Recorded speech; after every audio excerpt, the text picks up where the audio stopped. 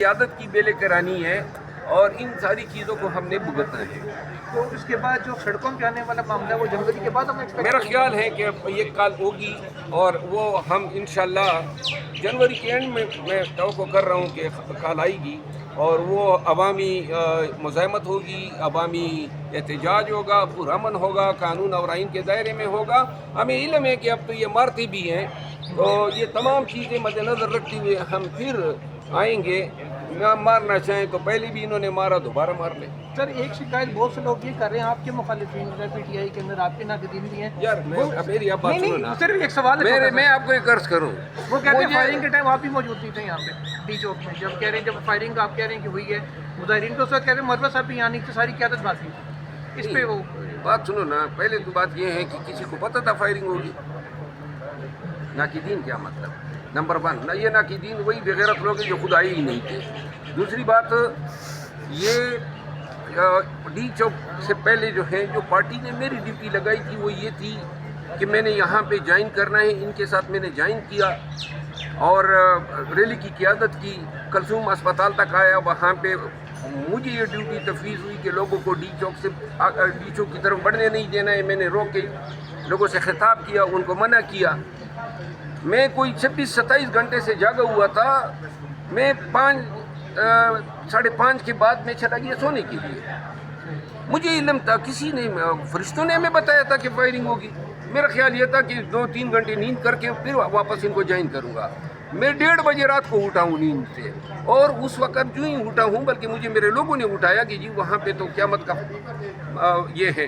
اس کے بعد قیادت سے رابطہ کیا اور اس کے بعد تو یہ میرا نہ ہونا جو ہے یہ کوئی ایسا تو نہیں تھا کہ میں یہاں موجود تھا اور فائرنگ شروع ہوئی اور میں بھاگا ہوں. اگر کوئی یہ کہہ دے، میں تو تھا ہی نہیں. فائرنگ کے شروع ہونے سے 2-2.5 گھنٹے قبل ہی میں جا چکا تھا. سر آخری سوال کہ پنجاب کی لیڈرشپ کیوں نہیں پہنچ سکے؟ یہ سوشل میڈیا پہ آپ ان سے پوچھیں، ہر بندہ قافلہ لے کے نکل، آپ ان سے پوچھیں. نہیں پہنچ سکی ہیں بیچاروں کو، ادھر بھی کافی تکالیف اور راستے انہوں نے بند کیے تھے، اور باقی یہ سوال ان سے بنتا ہے. اچھا مروت صاحب یہ بتائیے گا کہ اس وقت ملٹری کورٹس کے حوالے سے بتایا جا رہا ہے فیض حمید کو چارج شیٹ کیا گیا ہے، فیض حمید صاحب کو چارج شیٹ کر لیا گیا ہے، ذرائع کہہ رہے ہیں. تو آگے جو بات ہے وہ عمران خان کی طرف بڑھتی ہوئے دکھائی دے رہی ہے. آپ سمجھتے ہیں کہ عمران خان صاحب کے اوپر ملٹری ٹرائل ہونے جا رہا ہے؟ پھر فیض حمید کے حوالے سے جو کل پریس ریلیز جاری کیا ہے SPR نے، اس میں تو وہی تسلسل ہیں. 2 سال سے ISPR کے پریس ریلیز میں PTI کو جو ہے انتشاری ٹولہ وغیرہ وغیرہ کہا جاتا ہے. یہ اب انہوں نے یہ بھی اندیا دیا ہے کہ فیض حمید کے انویسٹیگیشن جو ہے وہ 9 مئی کی طرف جو ہے موڑ دی گئی ہے.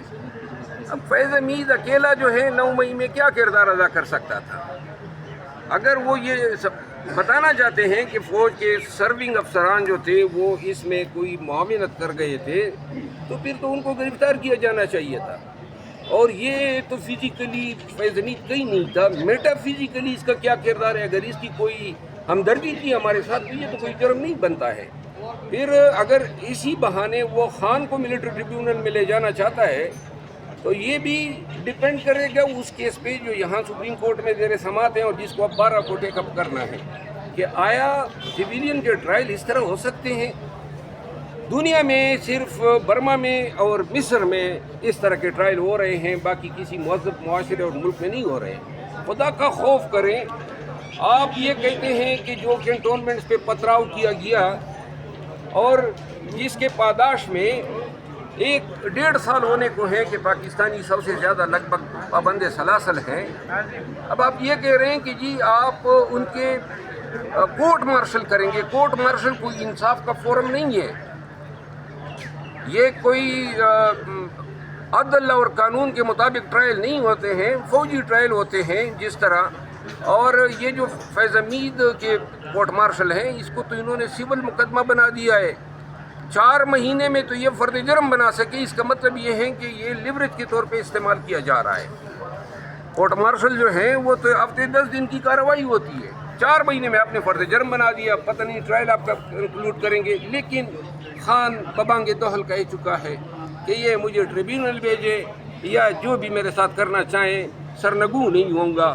ہمیں کوئی پرواہ نہیں ہے کہ یہ کوئی شہادت کنکاکٹ کر کے بنا کے کسی کو اپروور بنا دیتے ہیں اور خان کے خلاف کوئی کیس بنانے کی کوشش کریں گے. اتنا بھگت گئے ہیں کہ اب ہم بڑے ڈھیٹ ہو گئے. بہت شکریہ.